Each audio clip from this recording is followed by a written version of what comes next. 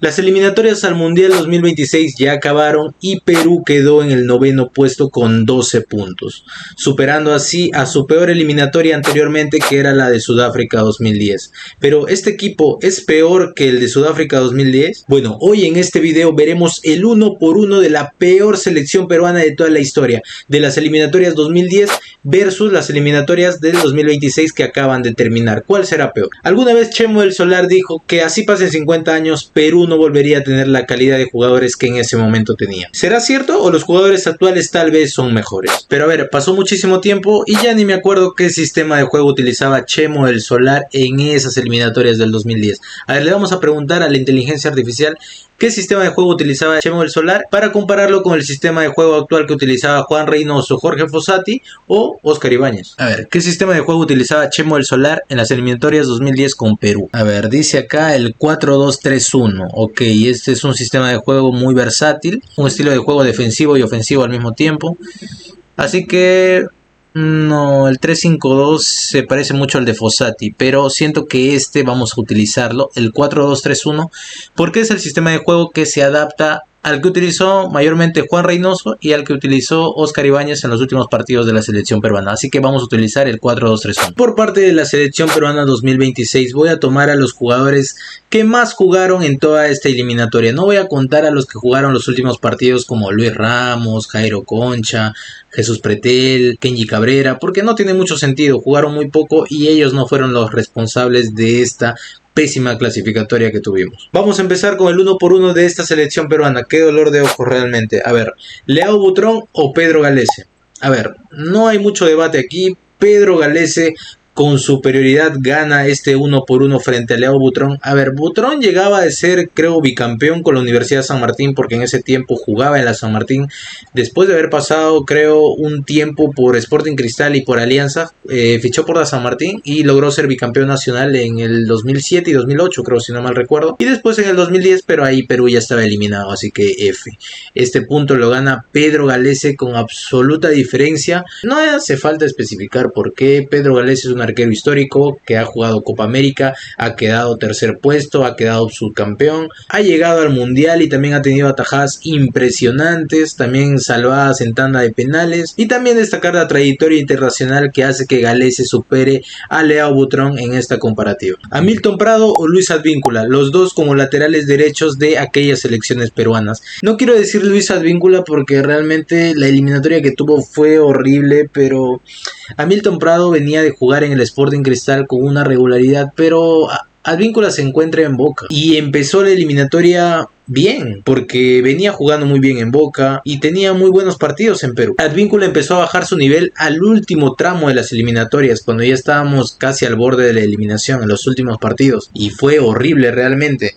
De Hamilton Prado no tengo ningún conocimiento, pero por la trayectoria que ambos jugadores tenían, en este punto voy a votar por Luis Advíncula simplemente por el equipo en el que jugaba y por el momento en el que pasaba en ese momento del eliminatorio. Como central por izquierda, Alberto Rodríguez versus Carlos Zambrano. A ver, indiscutiblemente el Mudo Rodríguez tenía o estaba pasando por un mejor momento en ese momento en específico, porque el Mudo Rodríguez se encontraba jugando en el Braga de Portugal, mientras que Zambrano en este momento, en esta eliminatoria, ya se encontraba jugando por Alianza Lima en la Liga 1 de Perú.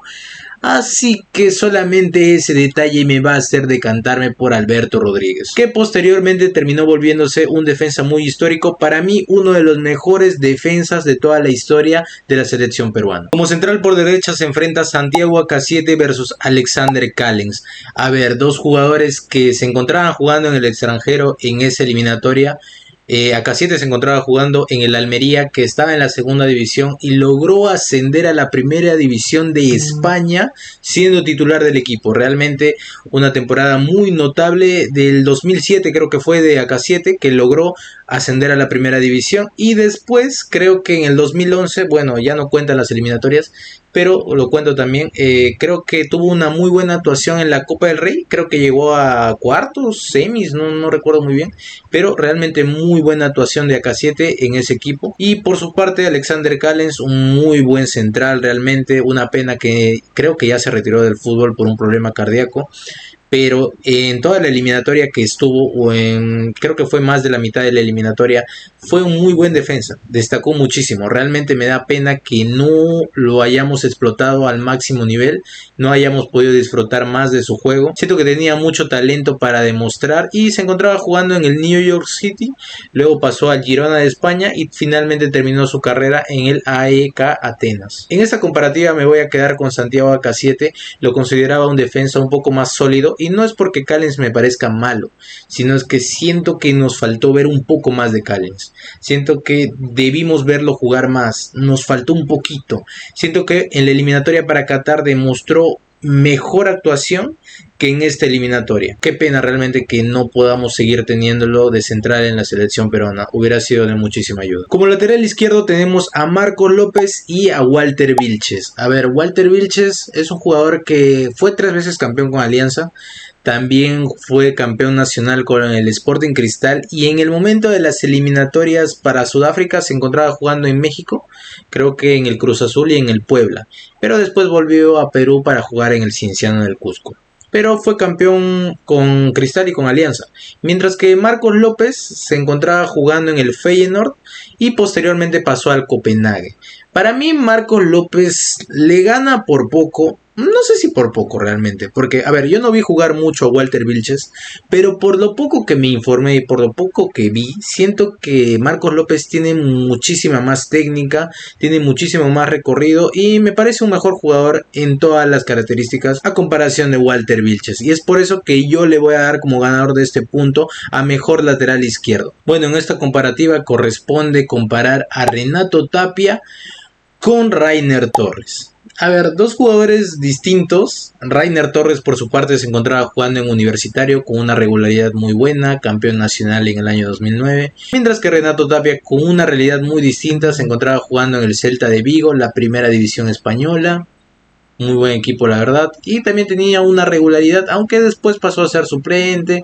Tenía subidas y bajadas realmente Renato Tapia. Pero a ver, a pesar de que al capitán del futuro yo le tenga un poco de cólera, porque al inicio era un muy buen jugador, cuando tenía 20-21 años realmente me sorprendía el nivel de Tapia, pero después fue pinchándose poco a poco y fue bajando su nivel. No le quedó nada del capitán del futuro y nunca llegó a ser capitán. Justamente por eso le tengo un poco de cólera, pero no puedo negar que para mí es mejor que Rainer Torres. Yo le doy mi voto en esta comparativa. Yoshimar Yotun versus Carlos Lobato.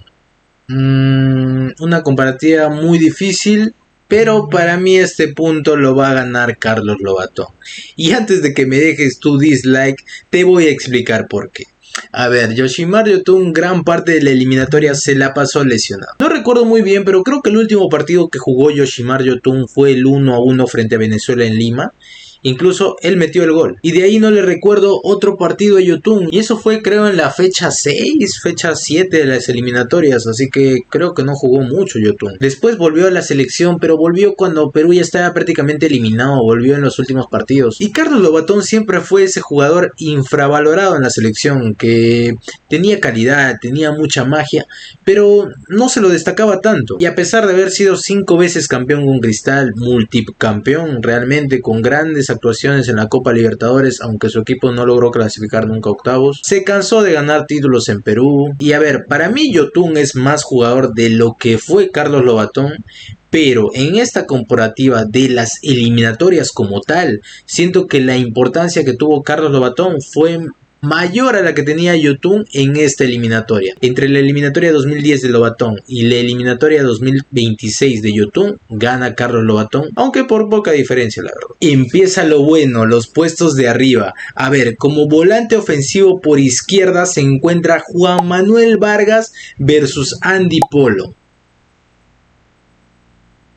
Para mí esta es facilísima. A ver, tranquilamente podría ser tal vez una de las más fáciles. Juan Manuel Vargas gana este punto con notable diferencia a Andy Polo. Primero que nada por Tilsa, nada mentira. Primero que nada porque Juan Manuel Vargas tiene momentos más memorables en esa eliminatoria que Andy Polo. Le recuerdo muchísimas más jugadas, muchísimas celebraciones incluso. Le encuentro todo mejor a Juan Manuel Vargas en esa eliminatoria que Andy Polo. Andy Polo en esta eliminatoria para el 2026 no aportó realmente nada. Voy a serle sincero. Y Andy Polo es uno de los jugadores que se le ha criticado mucho en la selección. Creo que su mejor momento fue la clasificatoria para Rusia y no jugaba casi nada, pero al menos lo poco que jugaba, jugaba bien. Pero en los pocos minutos que lo he visto en esta eliminatoria y en la eliminatoria para Qatar, jugó realmente muy mal. No encuentro ningún momento destacado de Andy Polo en estas dos últimas eliminatorias más que nada. Mientras que Juan Manuel Vargas tiene, por ejemplo, los goles frente a Argentina. Al último minuto, bueno, no fue su gol, pero prácticamente más de la mitad del gol fue de él. El gol fue de Johan Fano al último minuto contra Argentina para el empate 1-1 en el Monumental. Y el otro gol frente a Brasil, un zapatazo impresionante de Juan Manuel Vargas. Que ese tipo de goles prácticamente ya es una marca registrada a su nombre. Así que el ganador de este punto como mediocentro ofensivo por izquierda lo gana Juan Manuel Vargas. Extremo derecho o volante ofensivo por derecha. Jefferson Farfán versus Brian Reina o Kevin Quevedo, cualquiera de los dos. A ver, este punto también es clarísimo. Jefferson Farfán le gana este punto con absoluta diferencia a esos dos. Farfán en esta eliminatoria aún no era lo que llegó a ser, pero en esta eliminatoria ya se encontraba jugando en el Schalke. Y si bien aún no lograba esa Champions espectacular que llegó a semifinales, bueno, aunque fue eliminado por el Manchester United, aún no llegaba a esas semifinales, pero ya era un jugador destacado en el equipo. Tenía buena regularidad en el Schalke e incluso competía a los primeros puestos arriba en la Bundesliga. Mientras que Brian Reina nunca logró ser titular en Belgrano de Córdoba, realmente incluso se fue mal de Alianza Lima y estuvo muy mal en Belgrano. No le dieron confianza para nada, incluso creo que le recuerdo algunas indisciplinas y ni siquiera me voy a molestar en mencionar a Kevin Quevedo porque no tiene nada a destacar. Pero Jefferson Farfán gana este punto con absoluta diferencia a Brian Reina o a Kevin Quevedo o fusionados. Poco a poco me estoy dando cuenta realmente que las palabras de Chemo eran verdad, eran jugadores con muy buena calidad. Realmente me sorprende que no hayan logrado algo más en la selección. A ver, ahora vamos con el volante ofensivo central, el enganche o el mediapunta, como quieran decirlo. André Carrillo versus Norberto Solano. A ver, puede ser Norberto Solano o puede ser también el Chorri Palacios, cualquiera de los dos. Pero cualquiera de los dos que me ponga realmente le gana con diferencia a lo que demostró André Carrillo en esta eliminatoria, que fue prácticamente nulo. Lo único que recuerdo de Carrillo en esta eliminatoria solamente son malas actitudes. Partidos en los que entraba y ni siquiera tenía ganas de jugar. En los que salía simplemente a trotar, a cumplir con los minutos. Inclusive sentía que hasta vino de vacaciones. Y ni qué decir del equipo que jugaba, porque André Carrillo se encontraba en ese momento jugando en la segunda división de Arabia Saudita.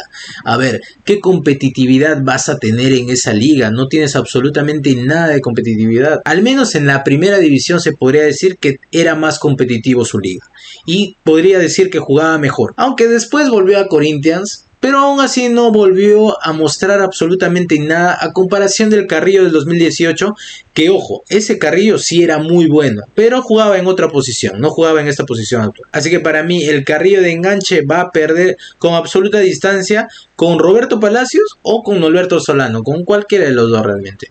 Y me olvidaba, creo que Peña también juega en esta posición. A ver, si Peña juega en esta posición, realmente no importa.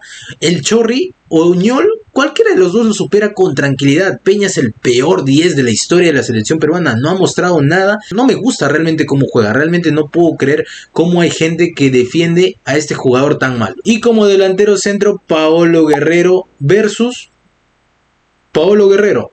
A ver, me gustaría considerar a Luis Ramos o a Valera, pero realmente no tienen con qué competirle a Paolo Guerrero. Paolo Guerrero jugó muchísimos más partidos que ambos, incluso que ambos juntos, así que no tiene absolutamente nada de sentido compararlo con Valera o con Ramos. Para mí la mejor versión de Paolo Guerrero fue la del 2017, pero para mí la versión de las eliminatorias 2010 supera con autoridad a esta versión actual de Paolo Guerrero, que ya está un poquito acabada, ya tiene 41 años, ya no le queda prácticamente nada en la selección. Estos fueron los últimos partidos que podría haber jugado con la selección, pero lamentablemente no pudo. Así que en este punto le voy a dar como ganador al Paolo Guerrero de las eliminatorias 2010. O si quieren también puedo comparar a Luis Ramos y Alex Valera incluso juntos con Paolo Guerrero en cualquiera de sus versiones y no lo superan. Así que en este punto voy a dar como ganador al Paolo Guerrero de 2010. Bueno, y ya acabé con este sufrimiento. Terminé el 1 por 1 de la peor selección peruana de toda la historia y el 11 ideal de la selección peruana de la peor selección peruana de toda la historia, queda 7, la selección peruana de las eliminatorias al Mundial 2010 y 4, la selección peruana de las eliminatorias al Mundial 2026. Me sorprende realmente que los jugadores de la eliminatoria 2010 hayan ganado y con mucha diferencia, aunque creo que no mucho, la verdad, ¿no? Porque los considero jugadores más calidosos que esta selección actual, que realmente es una porquería. Pero bueno, para ti, ¿qué selección peruana es la peor de toda la historia? ¿La de las eliminatorias 2010 o la de las eliminatorias 2026? Y para ti, ¿cuál es tu once ideal de la peor selección peruana de toda la historia? O sea, ¿cuáles son los mejores jugadores de ambas selecciones horribles? Bueno, te leo abajo en los comentarios. Si te gustó este video, dale like y suscríbete al canal. Nos vemos.